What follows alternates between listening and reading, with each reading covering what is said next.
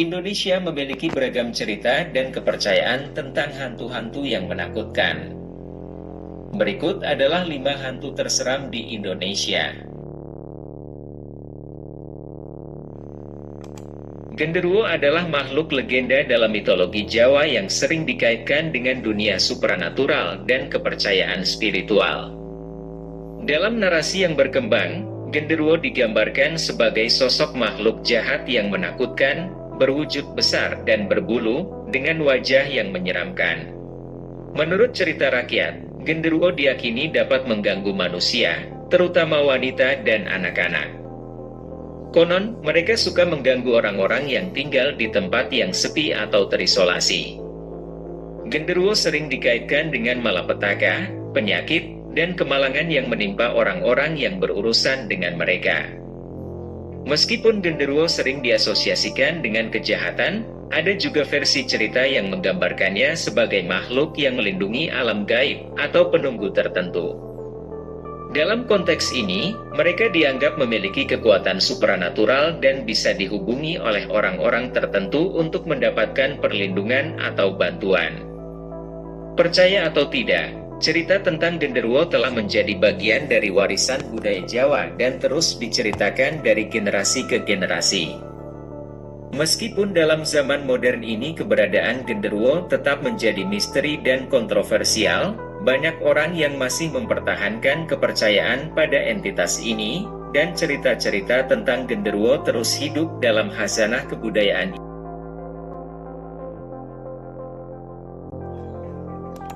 Kuntilanak adalah makhluk legenda dalam mitologi Indonesia yang sering dikaitkan dengan dunia gaib dan kepercayaan supernatural. Dalam narasi yang berkembang, kuntilanak digambarkan sebagai sosok wanita berambut panjang, berkulit putih pucat, dengan mata merah menyeramkan, dan memakai pakaian putih panjang. Mereka seringkali dikaitkan dengan tempat-tempat yang angker, seperti pohon besar atau rumah terbengkalai. Menurut cerita rakyat, kuntilanak adalah arwah wanita yang meninggal dengan cara yang tragis atau tidak wajar. Mereka diyakini berkeliaran di malam hari, mencari manusia yang lemah atau tak berdaya untuk mengganggu dan menakuti mereka. Suara tangisan atau tawa seram sering dikaitkan dengan kehadiran kuntilanak, dan diyakini bahwa mereka dapat menghilang atau muncul tiba-tiba. Kuntilanak sering dikaitkan dengan fenomena mistis seperti bunyi ketukan pintu atau suara tangisan bayi di malam hari. Konon, mereka menggunakan daya tarik supranatural untuk menarik perhatian manusia dan memperoleh energi dari ketakutan mereka. Ada juga cerita yang menggambarkan kuntilanak sebagai makhluk yang haus darah dan dapat menyebabkan kematian seseorang jika mereka berhasil menangkapnya. Percaya atau tidak, cerita tentang kuntilanak telah menjadi bagian dari warisan budaya Indonesia dan terus diceritakan dari generasi ke generasi. Banyak orang masih mempertahankan kepercayaan pada keberadaan kuntilanak, dan cerita-cerita seram tentang mereka terus hidup dalam masyarakat. Meskipun pada akhirnya masih menjadi misteri, kehadiran kuntilanak tetap menjadi salah satu cerita legendaris yang menakutkan.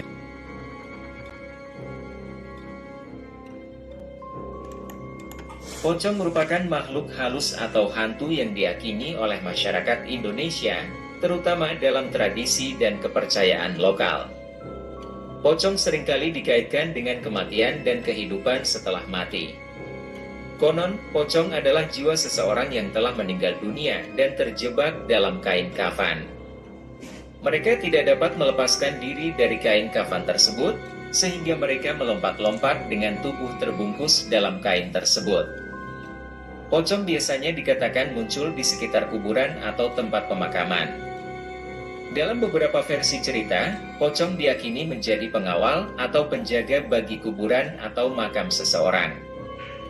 Mereka akan terus muncul dan bergerak hingga kain kafan mereka terlepas atau mereka ditemukan oleh orang lain. Kehadiran pocong seringkali dikaitkan dengan aura misteri, ketakutan, dan ketegangan. Masyarakat sering menghindari daerah-daerah yang dipercaya menjadi tempat berkeliaran pocong, terutama pada malam hari. Dalam budaya populer, pocong sering digambarkan dalam film horor atau cerita seram yang menimbulkan rasa takut dan jantung berdebar. Namun, perlu diingat bahwa pocong adalah bagian dari warisan budaya dan mitologi masyarakat Indonesia. Bagi sebagian orang, kepercayaan dan cerita tentang pocong merupakan cara untuk menjaga kewarasan dalam menghadapi misteri dan ketidakpastian dalam kehidupan ini.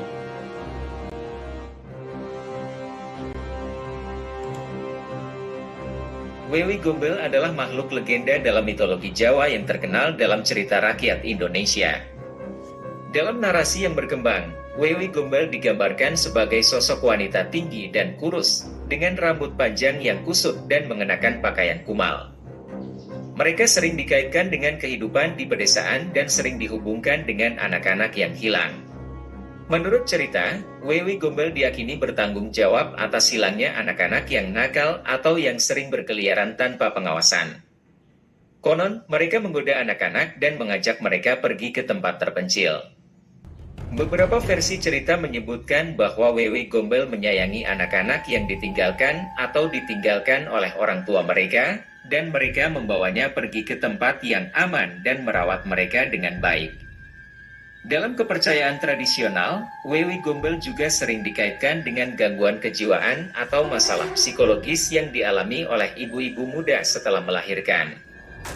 Mereka dianggap sebagai entitas yang melindungi dan menjaga anak-anak yang kurang terlindungi, tetapi juga dapat menjadi ancaman bagi mereka yang tidak patuh atau tidak hormat. Meskipun keberadaan Wewe Gombel masih menjadi misteri dan kontroversial, cerita tentang mereka terus hidup dalam budaya Indonesia. Beberapa orang masih mempertahankan kepercayaan pada entitas ini dan mengaitkannya dengan hilangnya anak-anak atau gangguan psikologis setelah melahirkan.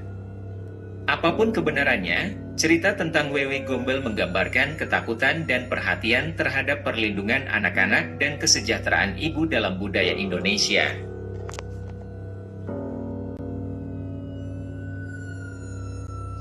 Tuyul adalah makhluk halus dalam kepercayaan masyarakat Indonesia, terutama di Jawa.